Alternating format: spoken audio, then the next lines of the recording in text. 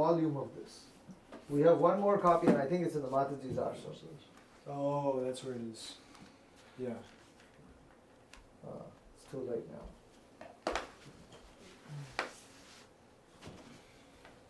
Okay. How's the introduction start? Because I remember looking at it, and I think it's a little different.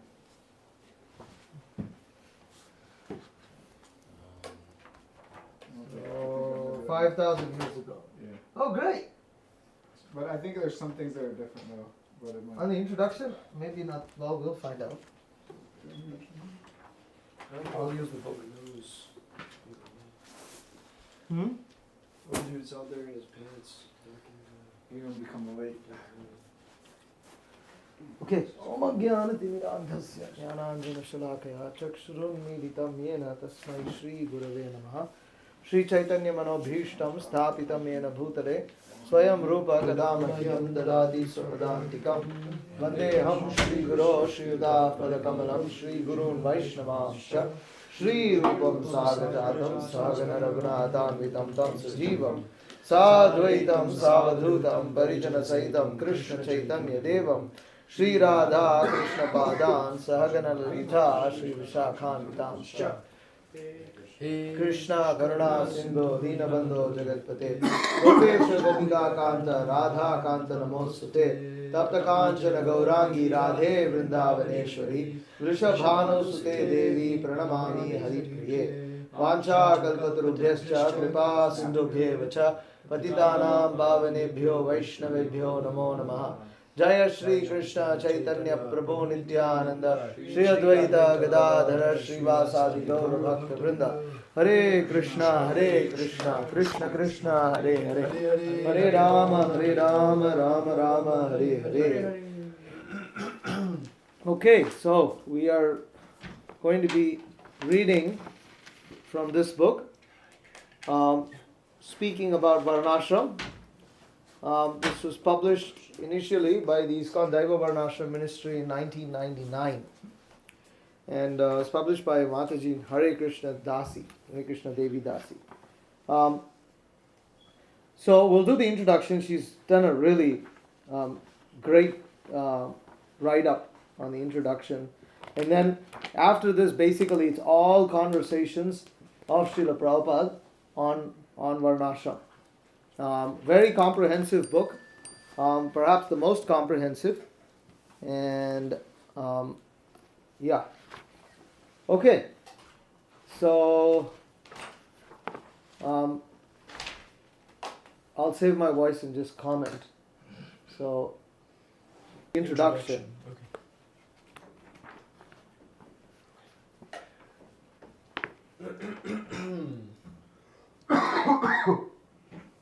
5,000 years ago, in the forest of Naimisharanya, Suta Goswami addressed an assembly of sages and informed them.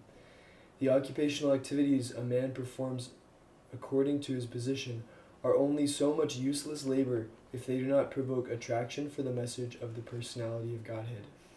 Our work is meaningless if it does not lead to love of God. There is no point in doing it, but the average person must spend most of his or her life working just to secure a livelihood. In such a circumstance, what hope is there for spiritual advancement?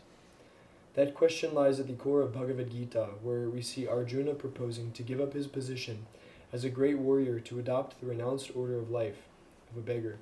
Don't do it, advises Krishna. Spiritual perfection lies not in renouncing work, but in performing your work as an offering to the Supreme Personality of Godhead. Do the work which is suitable to your nature, and perform it as an offering unto me. That is the way to spiritual perfection. If you do your work as an offering of love for me, then surely you will come to me at the end of life. We'll go clockwise. Varnashram is meant to provide the framework in which all people of all different personality types and at different phases of life can perform their work as an offering to the Lord. Sometimes we think that Varnashram means a Brahmana studying scriptures, a Kshatriya fighting battles, a Vaishya maintaining a shop, and a Sudra practicing carpentry. The Brahmachari attends classes, the Grihastha maintains household, the Vanaprasth visits holy places, and the Sannyasi lives simply in a hut and preaches. But Varnashram is much more than that. It is a system which guides the relationships between the different Varnas and what? Diva? Ashramas. Okay, there's a misspelling here. Varnas and ashrams, so that the different groups work cooperatively for the spiritual advancement of the whole society. Just because we have 4 Varnas and 4 ashrams does not mean we have Varnashram. The key to Varnashram is the relationship of mutual support between the different groups. We can make a comparison between Varnashram and marriage. The marriage unit consists of a man and woman, but simply the fact that we have a man and woman does not mean does not mean we have a marriage.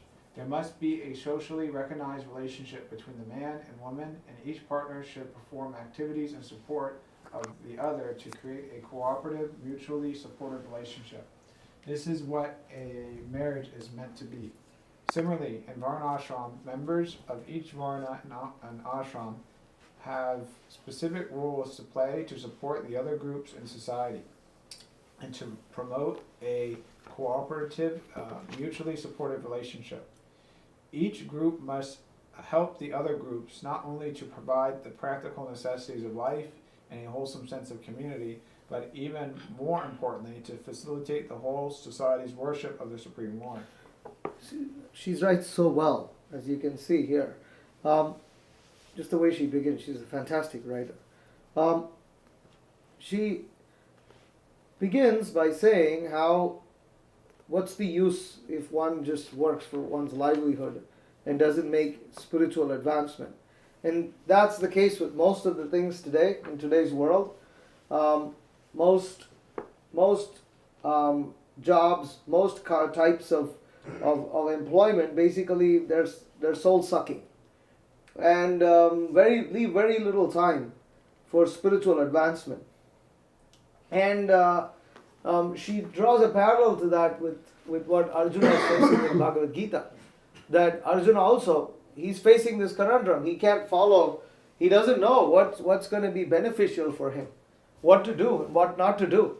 How can he survive, and how can he live a life free of sin, and how can he do all of this? So he just proposes to just run away from the battlefield and become a sannyasi. But Krishna prevents him from doing that. Then she goes on to explain how Varnashram is a lot more than just thinking like, she's writing here, Brahmanas scrubbing scripture, Kshatriya fighting battles, Brahmachari attending class, Grihastha householder, and all this. But it's more that it guides the relationships, and she gives this excellent parallel between marriage and Varnashram. That marriage is a recognized way in which there is a relationship between a man and a woman. And what does that mean? That means that even though one may think, for instance, there are certain jobs that one can practice, and one can still be kind of Krishna conscious. But the problem is that when you don't create, or at least when there's no Varnashram, you can never be sure of your descendants also becoming Krishna conscious. You can absolutely never be sure about that. You can be sure about your own personal spiritual life, at best. But you cannot guarantee that of your children. You cannot guarantee that of their grandchildren. Because there is no framework of support. It's the same thing. A man and woman, they get married, but ideally to raise, like this, there's a saying, it takes a village to raise a child. Mm-hmm. Why? Because actually well-raised children are raised within a community. They're not isolated. They're very isolated, they're actually a little weird. They don't develop social skills, they don't develop the skills that are required for survival in life. And women also need that kind of social atmosphere. Men need it also. I mean, it's all there, but you don't. So this example of marriage is a great example to explain how even with occupational duties, unless there is community, it's very difficult. And this is especially the case in Kali Yuga, where there is not a recommendation for one to go and live by oneself. The recommendation is the opposite. One take association of devotees.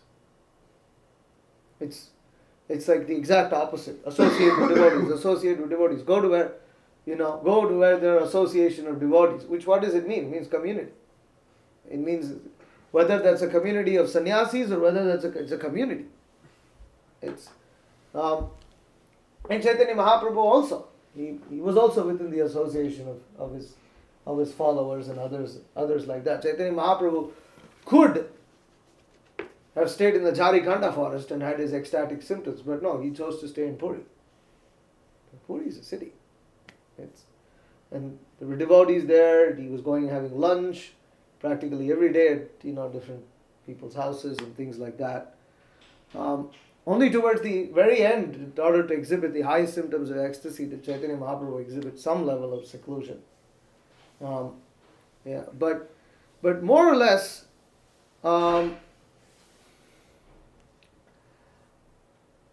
the point here is that to create a system where people can maintain livelihood according to their nature and offer that to Krishna while at the same time make spiritual advancement requires a community that supports it.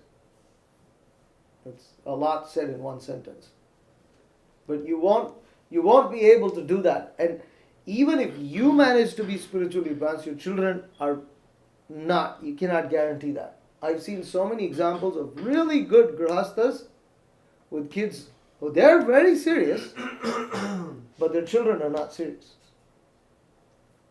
Their children may be good children, which means they're not like grossly sinful, or they might be vegetarian, or they might have like stable marriages, but at the least they're not, most of the time they're not interested in the mission or anything like that. Like their parents like dedicated their whole lives, the children are not interested.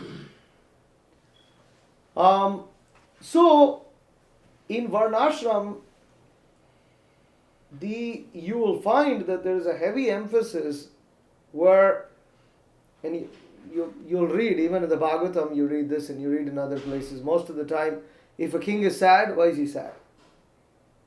He doesn't have a son. He doesn't have a son. To do what? Have progeny. No, but why does he want a son? The lineage, carry on the legacy and take over his... Okay, but what does he want? What does he want the son to do? Learn from him. Learn from him. Come on, bro. Because the king is sad because he doesn't have a son to do what? Become the next king. To become the next king. The king wants another king, and his descendant has to be a king.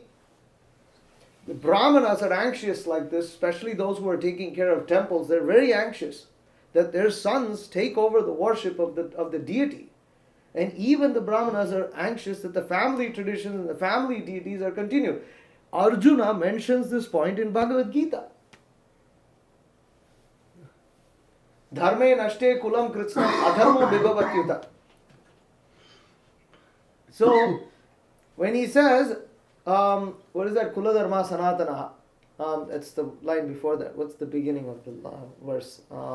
The first line is,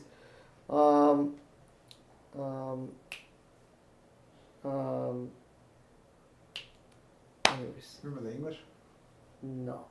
I'm I know translating guy. It's not going to come to me. Dharme nashte kulam kritsnam adharmo vibhavatyuta. And then adharma vibhavat krishna pradushyanti kulastriha. But before that, he says that he talks about the vanquishing of the family traditions. Lupta pindodaka kriyaha. Kulakshashay pranashyanti.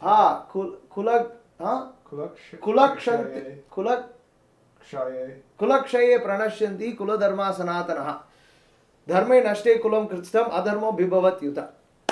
So there he talks about literally about the family traditions being vanquished. What is his family tradition?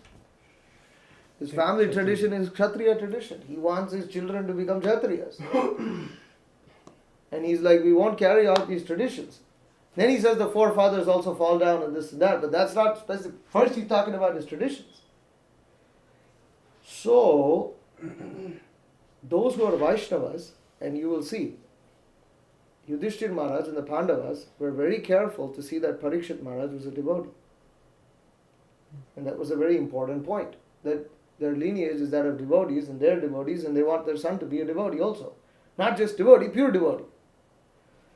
Remember, those who have proper understanding of Varnashrama will never be satisfied if their children are of a less caliber than themselves.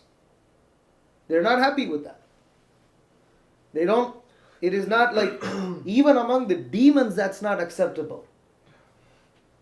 Ravana was proud that Indrajit was actually better than him. That's the kind he wanted. He didn't. So, they at least wanted to be on the same level. Otherwise, we won't. The family traditions aren't carried out.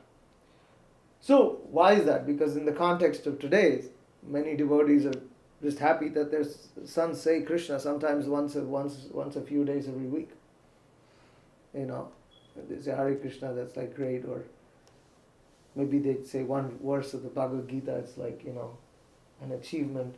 But what they were and what their children have become are very different. And generally this is a cause, you will see in Vedic scriptures, this is a cause of great lamentation. It was a cause of lamentation for Dronacharya that his son Ashwatthama was not like him. And therefore he was criticized for having taught Ashwatthama the Brahmastra mantra. Because he wasn't qualified. But why was he not qualified? Because he was not like his father, Drona. And Drona could just never get over that. Because he had affection for his son. Vyasadeva was sad that his son was leaving, not just because of parental affection, but because Vyasadeva wanted his son to be like him. Like, he's a great rishi, his son also has to go through that training and become a great rishi. But his son decided to just run off. But that's because he was extremely advanced. But still, this concern is, you will find this thread constantly in Shastra. You will always find it. And for that, a community is required. Now we don't have that community. And it's very hard. Well, there's one famous devotee here in Atlanta. He's well known and like this. His son is in UGA. Not really interested in Krishna consciousness. Chandan met him in this and that. Not interested in Krishna consciousness.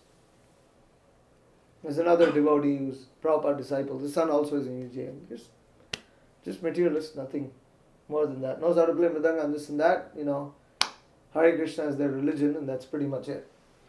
It's not anything more than that. But what's the problem? This is considered okay today. Why? You're not supposed to force your children. You have to let them make their choices. You got to give them the freedom. Find any of this stuff in Shastra and tell me. Find any of the stuff in Shastra where they say, children have to choose what they want to do. You won't see it. That doesn't mean that one oppressively raises one's child. That ultimately the children do need to choose to want to become like their parents. But there's also a way of molding that. And that molding doesn't just happen by the parents. That's the point. It requires the community. Mm-hmm. Because the parents can't do everything. They cannot do everything. It's very difficult. It very much requires a community.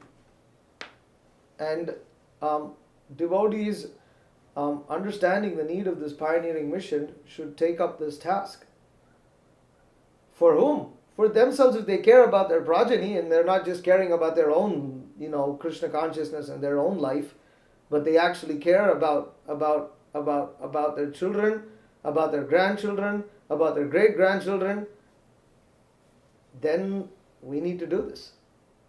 We need to establish this kind of community. Otherwise, and that's the point. We are out. Why is this 50% of Srila Prabhupada's mission? How can you even compare it in any way to book distribution or Harinam and this and that? Well, if you think of it in terms of making devotees, then you will understand that we're going out there distributing so many books and trying to make devotees, and it's very, very hard. But if we have a community where our children are being raised as devotees, we will be making devotees a lot more in a proper way. Later in this article, she addresses some of the fears as to why this, devotees haven't taken to this process and all that. It's a very good article, but we can keep going on.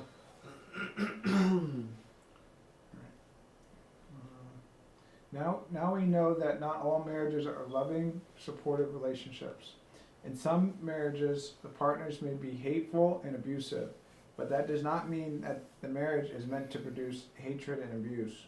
Not all class systems are cooperative, mutually supportive social structures. At this point in history, in fact, we do not see any prominent examples of such social structure. But that does not mean that social structure is meant to promote exploitation and abuse.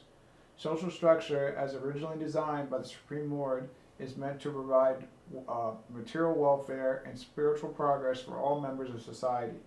It is the original social structure, Varnashrama Dharma, sometimes known as Daivi Varnashram, that Srila Prabhupada wanted his followers to establish for the benefit of people all over the world. In this volume, we'll see that Srila Prabhupada's approach to Varnashrama focuses on the development of farm communities to show the example of ideal Vaishnava social structure. Through his secretary, Prabhupada sends a letter of encouragement to Harishauri Das at the New Govardhan farm in Australia. On these farms, we can demonstrate the full Varnashrama system. If these farms become successful, then the whole world will be enveloped by Krishna consciousness. Farm communities offer the possibility of self-sufficiency, and for Prabhupada, self-sufficiency is central to Varnashrama. Thus, he advocates simple living and high thinking. Produce your own food, produce your own cloth. We hear him exhort followers, even in his last days in Vrindavan. Farms also provide the opportunity to engage in cow protection, which, along with Brahminical culture, Prabhupada calls one of the two pillars of spiritual advancement. Village organization is an important means of reviving our Krishna consciousness. He tells devotees at Gita Nagari farm, Krishna in his natural life is a village boy in Vrindavan. He is satisfied in that life. So those who are Krishna conscious, they should be satisfied with simple life in the village. A simple lifestyle of taking care of the cows, living as Krishna taught by his personal example, will help us remember Krishna. But what about the cities? That does not mean that we shall avoid city life or town life. No. Prabhupada explains, everything, every place is Krishna's place. Everywhere there should be Krishna consciousness. So here, Prabhupada is giving the example that the fact that, Mataji, she's explaining that all marriages are not, ideal. There are abusive, hateful marriages. Similarly, there are exploitative, abusive social structures. In fact, we don't even find a social structure that is not exploitative today. If you look at every social model, there's something that's exploitative and really depressing and sad about it. But she makes the important point here that even though there might be hateful and abusive marriages, marriage itself is not meant to promote hate or abuse. There are some people who mistaken this and try to abolish the very institution of marriage. This is a thing also by certain extreme feminist activists and things like that. That marriage is an institution of subjugation of the woman. It It is a patriarchal imposition on human society. These are actual things that people say. But that's not true. Marriage is meant to protect the woman and the children, and is meant to provide the man a regulated way to engage in sex life.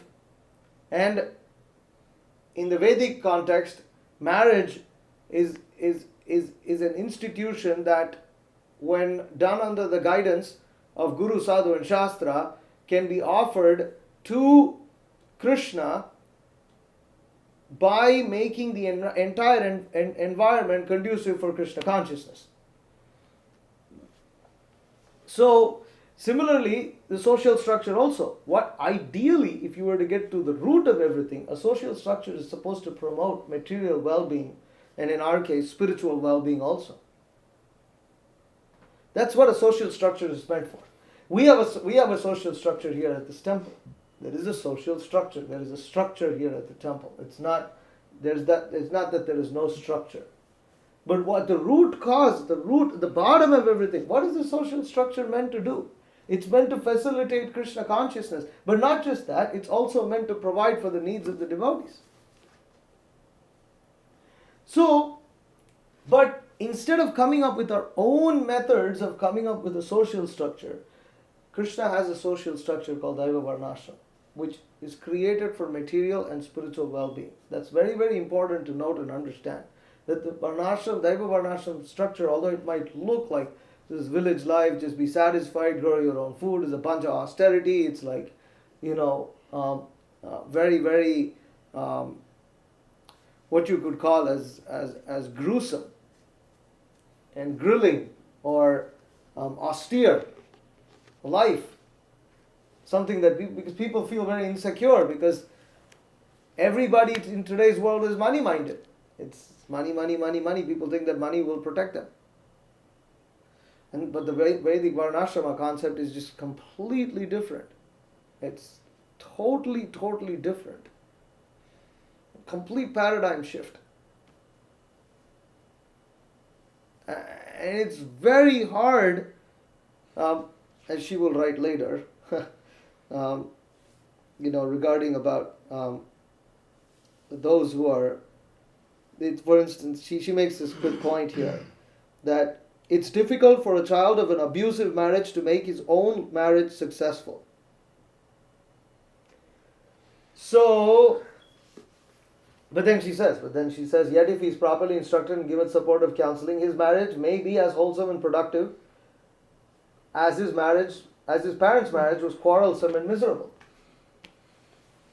So, that's an important point to understand. Just because we have come from a background or an upbringing where, money basically, if we have a lot of money, we feel protected. If we don't have money, we don't feel protected. And we feel anxious. Then it doesn't mean that we shouldn't strive for this. Because we know from Shastra, we know from Guru, we know from Srila Prabhupada that is a misconception. That money doesn't protect anyone. And ultimately money is Lakshmi Devi. She'll come where Krishna is worshipped. And Krishna is the one who's providing for everything. The animals got no money. That's the natural way in which Krishna has created this world. As long as your needs are provided for, why do you care? What is this money? I mean, animals are living without it. As long as one's needs are provided for, what do we need money for? So, again, money is a means of providing one's need, but money is not security. It's not considered as it's not the Varnashrama model means that people come out of that concept, that Krishna and taking shelter of Krishna, that is otherwise how is, for instance, the mandate that 50% has to be given spent for the purpose of propagating Krishna. How is it possible? I mean, it's kind of unimaginable. Kolavecha Sridhar was doing 50% of his income. How is it possible? How is it? This is completely like mind blowing. He was spending 50% of his income for worship of the Ganga. And it's given as an example. So that's Daiva Varnashrama. So anyways, the point is that just because we can't imagine it right now doesn't mean we should stick to the current model, because we have to do it for ourselves, and we have to do it because Prabhupada wanted it. As Mataji is writing here, that Prabhupada wanted this done. Even in Vrindavan, in the last days of his life, Prabhupada is saying this. Again, it's kind of unimaginable. Prabhupada in his last days, he's saying that. Okay. In Vrindavan and Allahabad, we'll see Prabhupada explain the role of city temples as staging grounds for organizing Varnashram communities. In the first phase, devotees should go into the cities and attract the people by establishing temples and distributing Krishna-conscious literature. Second, as people become devotees, they can be brought to farm communities where they can live the Krishna-conscious lifestyle described in the books and remain fixed up in devotional practice without the temptations and material allurements of the cities. According to Srila Prabhupada's vision, the modern industrial cities provide an environment which crushes spiritual development. This town life, industrial life, factory life is asuric, demoniac life. It is killing human ambition. It is killing civilization, he tells devotees. The city temples can provide a way out of that environment by training devotees and directing them to Krishna-conscious farm communities where they can find wholesome occupations favorable to spiritual development. But Prabhupada also realizes that people living in the modern world may have become so far out of contact with the natural lifestyle demonstrated by Krishna that they are afraid to move to a simpler way of life. He notes that even the farmers' sons have left farming. Therefore, in Vrindavan, he proposes a Varnashram college that will teach not only spiritual knowledge, but also practical skills such as how to give protection to the cows, how to till the field, and grow food. Leaders will be taught how to properly protect their citizens and provide them with training, land, and appropriate occupations. So,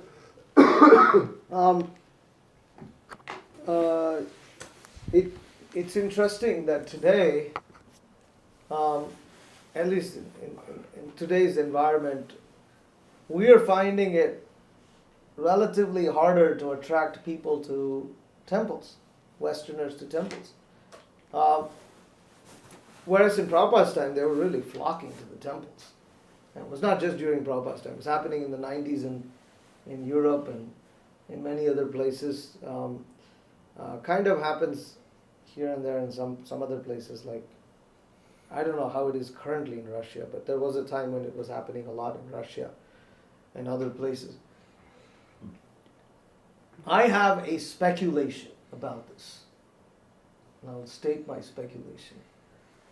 My speculation is that Krishna is not happy that the Krishna consciousness movement basically dropped the ball on Prabhupada's mandate to establish farm communities. Now it seems that if you do farm communities, people will be attracted to that. That previously the idea was that you attract people to the city temples and then you direct them to the farm. Now, in order, at least personally over here, I'm finding that I think the only way we can make the city temple attractive, apart from making it attractive to the Hindus who will always come, the Indians who will always show up, is we need to integrate a farm in this. Otherwise, they're not going to come. How did that societal thing happen? I was thinking about this the other day. Hundreds of devotees joined the Manhattan temple.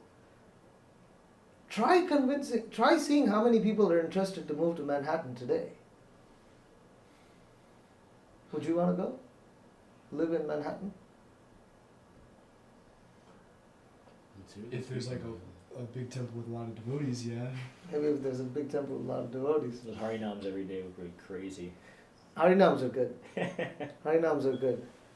But, I mean, even in Hari Shauri Prabhu's diary, he writes how Manhattan is, and it got me like fully reminded of our life when we lived in I Manhattan. never lived in New York. I always hated New York. Why, see, look, there it comes out. That's my point. I mean, like, I don't. I mean, like, drawing people to a countryside that's beautiful and peaceful is a huge draw today. People are very attracted. It's a huge, like, this ecological, like, side of, like, stuff. And so many people are tapping into this. My speculation is that, because devotees didn't do it, I mean, I feel like Krishna is changing also the mindset of people to force us to go in this direction. Otherwise, it's going to be hard to make devotees. It's going to be hard to make devotees. I had a speculation about this. How did it change and why did it change? Why is it so hard to bring people to the temple? It's hard everywhere.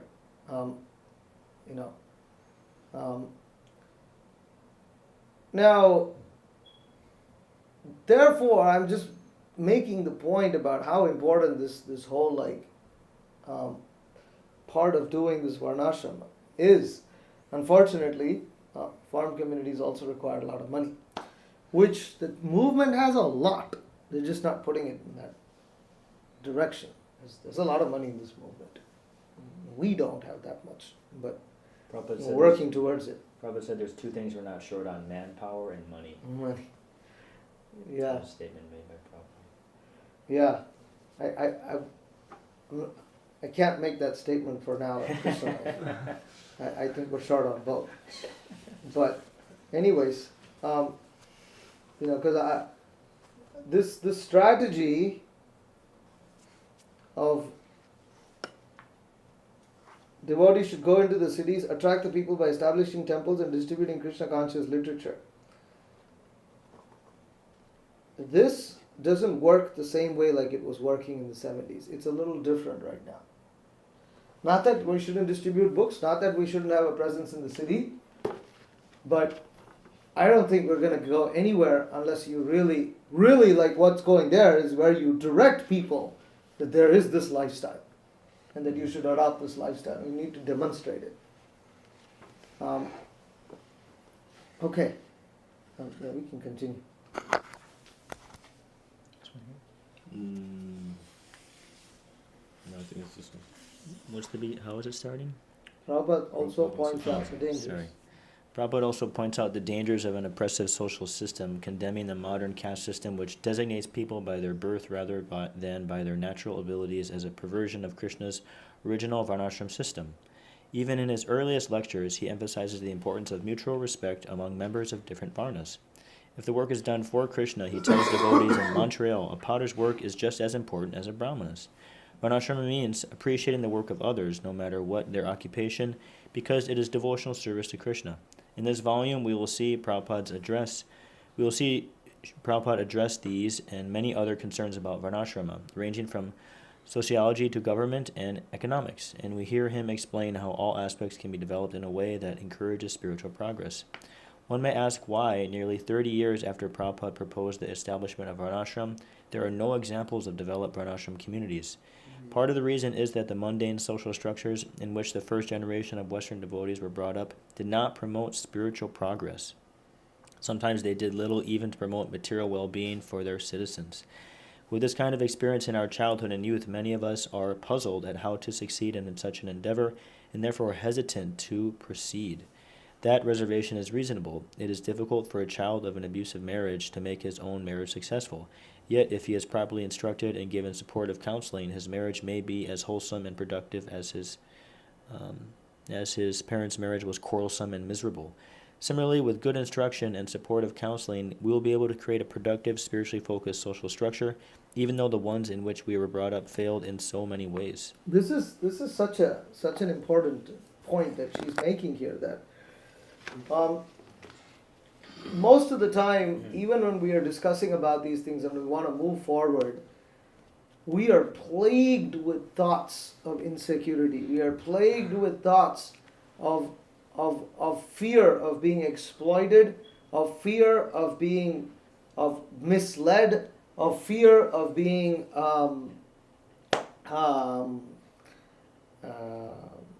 what you could say as being boxed in, and in some way, shape, or form live in some inescapable, horrific reality. This is funny, even though we actually live amongst devotees who are loving, caring. We have a guru who's loving and caring. We have the best philosophy. We have the best food. There's actually, at immediate point, there is no real danger. But as the way of material nature goes, there's always some kind of disturbance or other, and this gets triggered. This fear or insecurity gets triggered and really throws us off, and then we start questioning on practically everything. And in that fear, we just back off. We're like, oh, I don't want to do this. I want to be able to have my independence. That independence is not because we hate living amongst devotees or we don't want to live in a community. It's because our conception of living with others in the communities that we have had, we want to associate with those communities with always an exit option. And that exit option generally means,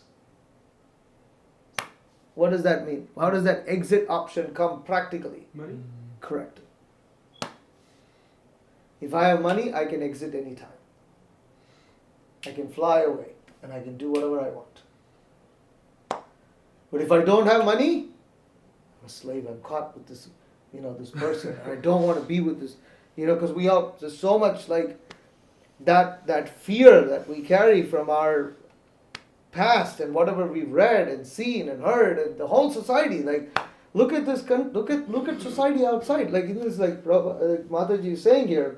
Mataji is saying here that the social structures in which the first generation of Western devotees were brought did not promote spiritual progress. Sometimes they did little even to promote the material well-being. Where's the material well-being? What's the material well-being outside?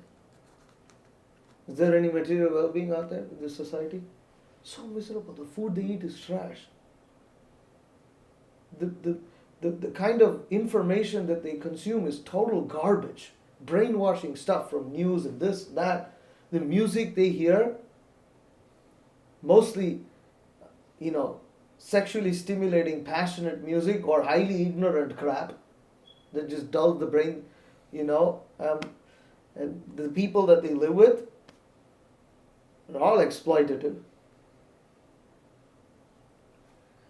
And really, it's hard to shake this baggage off.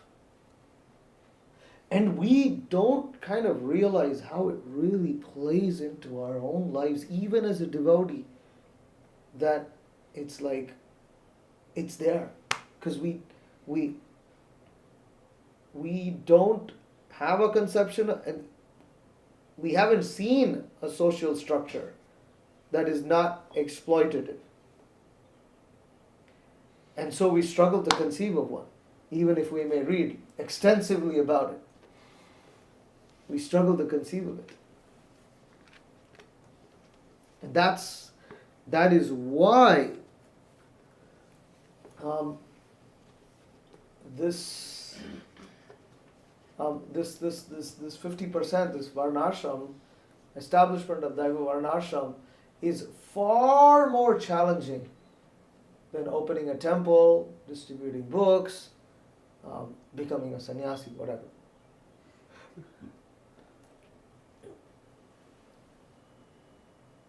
It's far more difficult.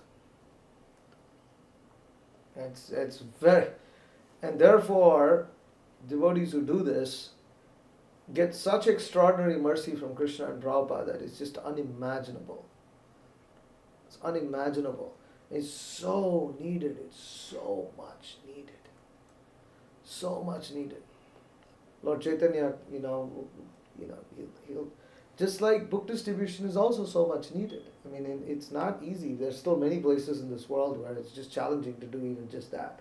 Every time these videos of China come, I'm just amazed. I'm just amazed. You don't understand what they're doing there. they risk like going seriously to like very, very dangerous, like, detention camps and things like that. There's a lot of secretive stuff that the Chinese government does that's very dangerous. What these devotees are doing is just amazing. It's handing out those prasadam to those Chinese people. It's like, my God, they're hearing Krishna's name. It's like they are caught in a society that is just so closed. So many places like that. But so there's a lot of mercy. Is it Prabhupada said that one who goes to priest, I take the dust at their lotus feet? Yeah, The That Muslim was countries? distributing Muslim books. Muslim books. Yeah. It's still like that. Or It's still like that. You can't like Arabic books. um Not Muslim. Arabic, Farsi, Middle Eastern, and it's still like that. I mean, and I was, you're in Kuwait and you really see this. It's like you have to be so careful. I had to get they quickly want to take you in from the building quickly into the car, and quickly you have to go outside before anybody reports you to the police or something like this. And Kuwait is not that restrictive. There are countries that are far worse than that. But in a place like the United States, this Varnashram farm communities, this is the absolute need. It's the need. It really needs to get done. Really needs to get done. So we all have to pray to Krishna. We need a lot of facility, manpower, money to be able to do this. It's not a joke. But we also need to understand how we ourselves are obstacles in the way of establishing this, and try not to become those kind of obstacles. Okay, it's 7:16. I'll stop here. Any questions or comments? Yeah. I have pramanam to back up your speculation. I heard Bhakti Raghav Maharaj made this comment a while ago, but I was really struck because I came across it in Mothers and Masters. Your Guru Maharaj writes that our failure to establish Varnashram Dharma is actually committing Guru Avagya. Yeah. So your speculation is, I wouldn't call it speculation. Well, yeah, because I've pondered over that so many times about this point. Why is it that But I really feel that, and I'm hoping that Krishna Life may present a model of Western preaching that is inextricably connected to the establishment of farm communities, but more the point of simple living and high thinking, and how this is a way to preach Krishna consciousness, and is a very effective way of preaching Krishna consciousness today. And I'm really hoping that we get to that point. I really feel that this is why we found a property with this big piece of land. I mean, you can go around looking at church properties in Atlanta. You'll hardly find one like this big, some big piece of land in the back. How's your local church you went to? Big playground, soccer field. Yeah. Soccer field. Yeah, that's a big one. In the city? It's a school and a church. Okay, there you go. So they got a Yeah, school. yeah. There's a school, that's another thing. There's no garden. That's the point. This is I don't know. I didn't. There are properties like this if you go a little outskirts, but to be within the perimeter like this, and find a church with this big of a. We visited a couple of places. I didn't see that. Remember even that Wings of Faith. Yeah, I'll never forget that. That didn't even have this big piece. They had this big parking lot. They had these 3 big buildings. There was hardly any grass around. It was the parking lot was kind of going around. They had 3 huge ugly buildings. Yeah. Oh man, But that was 6 acres, but you see, it was a complete waste the way they had like used that property. Yeah. For us to have like a full acre and a half, like, and then 2 front lawns and all that, it's like quite unique. So, yeah. Anything else? You just made a statement at the very end about we shouldn't get in the way of this mission. Maybe elaborate on that a little bit. Well, with our own inhibitions, we tend to project our own fears upon the association that we have, upon the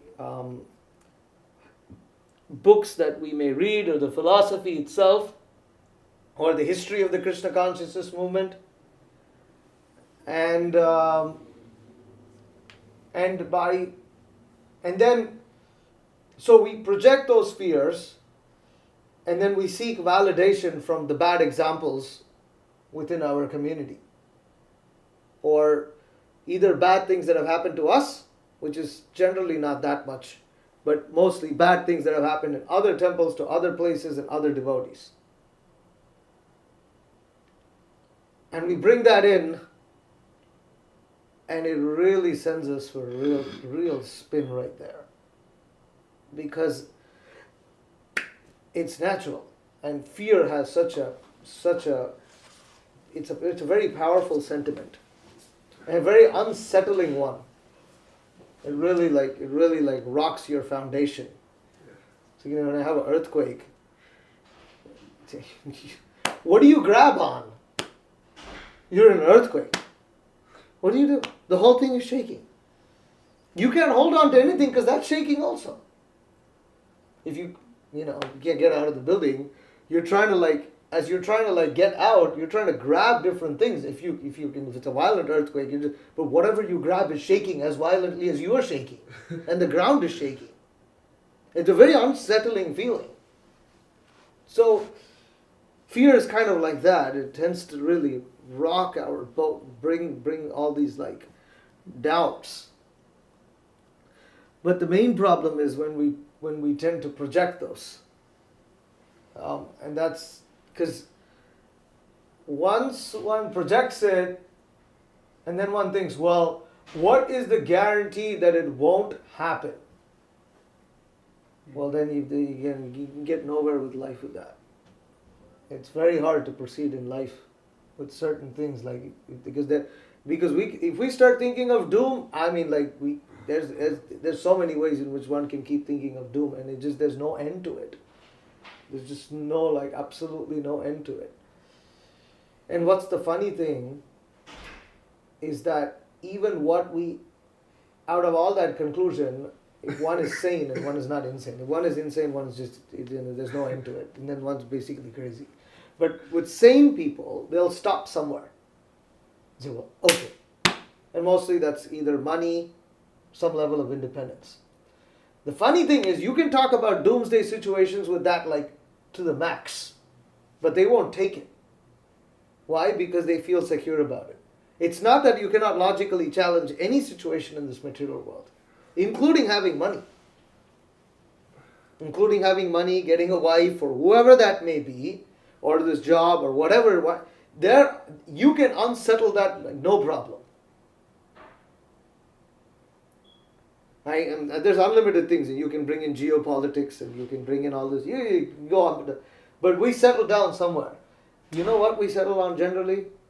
It's mostly primarily related to the social conditioning of things that we felt secure and things that we don't feel secure. We kind of go back there, even though from a logical and even philosophical standpoint, those are all still insecure, and arguably as insecure as the other. But we'll settle with that. We should at least recognize this, because that's how we kind of brain's kind of wired. And that's also because, we can be brought up in social conditioning, and that, and those choices are made because of the karma that we are meant to go through. Why are we making choices? Because of the karma we are meant to go through, because that is what you were born, and that's why you are wired in that way. That's why the modes of material nature act on us like that. How do you overcome this? Well, we have to place faith in Prabhupada's instructions. We have to place faith in Krishna. There's no other way to overcome the modes of material nature.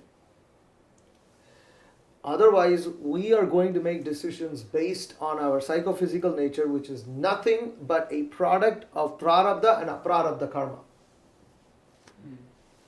And that's how we will make choices. What is this? Prabdha and aparabdha. Prarabdha is manifest karma. Aprarabdha is unmanifest karma, the fruits. That is why when someone feels insecure, they will choose a particular kind of situation versus another person who may feel insecure but choose something completely different. Because they are meant to experience two different things. But when these kind of choices tend to affect our service, our consciousness, our faith in Guru and Krishna, then they are problematic because they water our Krishna consciousness down. And they put us back into suffering that we are supposed to be liberated from. But we ourselves become the cause of that because we go back to that conditioning that we were born with, and then we make choices according to that. And then what, are you going to experience the fruit according to that also? So no one's saying it's easy, but nobody ever said going back home, back to Godhead is easy either. But we got to do it. So, anything else? 726. I was thinking that, for a good seed to fructify, it needs a good condition. Yeah. And I've been thinking about this lately, how the Varnashram system is so perfect, but for us to actually implement it, it's the conditions are, I have this very valuable seed, but for me to plant it in this hellish place is just and we're lacking a real urgency because the option is always there, why grow our own food? It almost just seems like we're just going to be doing a life of show and tell, basically, because the other option is just there. Even when we were at New Vrajadam, if you remember, they had the, there was a donation opportunity, all the devotees were growing their food, but there was a chance for them to just get all of their produce for free, for cheap or whatever. That's so right. they're at this crossroads where it's just well, why the hell even do this? Because Right, Kroger is always going to be really right good down point. the road. Yeah. So we're just stuck, and it's just we can even start growing our own food, but then it's just it's almost just like a bluff or something. It's so strange. That was a good point. That was a really good point you brought up, because in New Rajadham, there's programs, the government, because of their Food for Life or whatever, that they get so much produce and grains and food that they don't need to grow anything. And they go, so why are you doing this? Are you stupid? Why? Then Shiva Maharaj says, but we have to do this. And people will get really bewildered by these things, because it's why? This is Krishna consciousness to work when something is available? It's and it's kind of it's but then you want how many farmers? Everybody is sitting, So but we're meant to show a model of a certain lifestyle. It's so many ways Maya can creep in, and then it's just everything gets quickly watered down. It's crazy. That's a good point. Okay. All right. It's 7:29. I there was a little more time, I wanted to read an anecdote. But we'll stop here. Okay. Thank you very much. Srila Prabhupada ki jai. Jai. Ancha Bhakta Pushnischa Kripa Sindhu Vaishnavabhyo Namo Namaha.